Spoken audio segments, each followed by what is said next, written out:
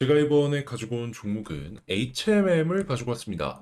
자, 일단 드디어 계속 빠지다가 약간이나마 반등이 보여주면서 우리에게 기대감이 높아진다라고 생각을 하게 만들고 있는데, 자, 현재 위치에 어떤 일들이 있고 우리가 주목해야 되는 내용은 뭐가 있는지 여기에 집중해서 지금부터 하나씩 살펴보도록 하겠습니다.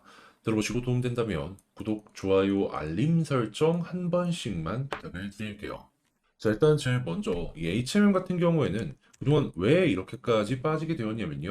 원래는 이 매각이 진행이 되면은 기대감이란 녀석 때문에라도 꾸준하게 올라갈 수밖에 없습니다. 그런데 여기에서 지금 발목이 잡히고 있는 부분이 뭐가 있냐면은 제가 이제 이전에 영상에서도 말씀을 드렸던 전환수채들 있죠. CB나 BW 이게 해결이 안 되다 보니까는 계속 해가지고 이거 매각 과연 가능할 건가? 라는 불안감이 커지게 되었고요. 그게 가격의 하락으로 연결이 되었던 겁니다. 근데 이게 뭐길래 대체 이렇게까지 이야기를 하는 거냐? 라는 부분을 간략하게 설명을 드리면은 이 HMM 같은 경우에 정확하게 2019년 전까지만 하더라도 계속해서 너무 심각한 만성 적자 상태였죠. 그러다 보니까 파산에 대한 이야기도 많이 나올 수밖에 없었는데 국영선사다 보니까 국가 입장에선 어떻게 살릴 수밖에 없었단 말이에요.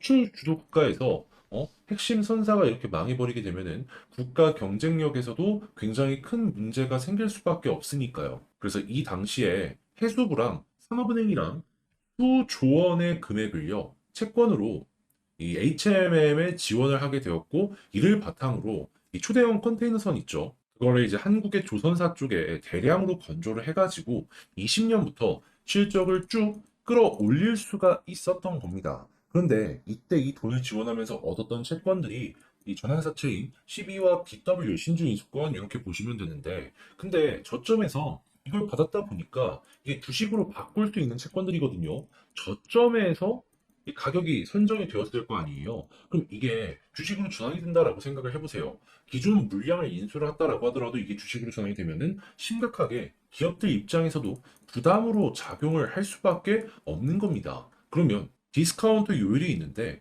그 누가 이에 대해서 쉽게 인수를 하려고 하겠습니까? 그리고 이거에 남는 상황으로 인수를 하고 그리고 나서 이게 주식으로 전환이 되면은 이제 또 하나 걱정이 되는 부분이 기업들 입장에서만 생각을 해보더라도 내가 갖고 있는 자산 가치가 빠지는 부분도 있겠지만 이거 다 하면은 한 20% 정도는 될 거거든요. 전체 비중에. 그러면 사사건건 간섭이 들어올 수 있습니다. 기업은 이런 사업을 하고 싶은데 국가에 이런 부분이 있으니까 이걸 좀 따라와 줘야 된다. 이런 거 있잖아요. 굳이 수조 원을 들여서 이렇게 인수를 하는데 그렇게까지 간섭을 받고 싶어 하는 데가 어디 있을까요? HM 말고도 투자할 때가 상당히 많은데 이 부분이 이 해결이 될 수도 있는 좀 이유 이런 걸 생각해 볼 수 있는 게 뭐가 있냐면은 아무래도 산업은행이나 해수부 같은 경우에는 이 정부 산하입니다. 그 이야기는 지금 정부가 매각의 의지를 가지고 움직이고 있잖아요. 그러면 이걸 해결해 준 다음에 매각의 속도를 내려는 이 모습을 보여줄 수도 있다라는 겁니다. 하면은 인수합병이 잘 안 된다라는 얘기가 나왔을 때 이걸 한번 기대해 보는 것도 괜찮겠죠. 그리고 이게 진짜 없어지게 된다면은 우리가 가지고 있는 주식의 가치가 빠지는 디스카운트 부분 이것도 해소가 되기 때문에 지금 이거 되게 좋은 소식으로 연결될 수 있겠구나라고 기대를 하면서 볼 수도 있는 거예요. 일단 이러한 상황이면은 매도를 하거나 할 필요는 아직까지는 보여지지 않고 있는 거죠. 그리고 만약에 매도를 하는 모습이 보여지게 된다면 제가 맨날 이제 HMM 같이 이제 분석하는 거 있죠. 최소 10, 한 3, 4조 혹은 그 이상의 프리미엄까지 기대를 해볼 수가 있을 것이다. 그런데 지금 시가총액 얼마죠? 9조밖에 안 됩니다. 9조. 못해도 이 241선과 481선 요 사이까지는 변동성이 나오는 거 한 번은 기대해 볼 수가 있다라는 거예요. 자, 그리고 이런 상황에서 차트를 한번 보게 된다면 수급은 드디어 외국인이랑 기관이 매수를 해주는 모습이 보여지기 시작했고요. 그리고 지금 11선을 계속해서 돌파를 하지 못하는 모습을 보여주고 있는데 여기를 뚫어주게 된다면 일단 21선까지 단기적으로 보시고요. 여기마저 돌파하게 된다면은 볼린저 밴드 상단까지 노려볼 수 있을 것 같습니다. 그리고 이게 아니더라도 61선 돌파하면 241선 부근까지는 올라가는 모습이 보여지긴 할 거예요.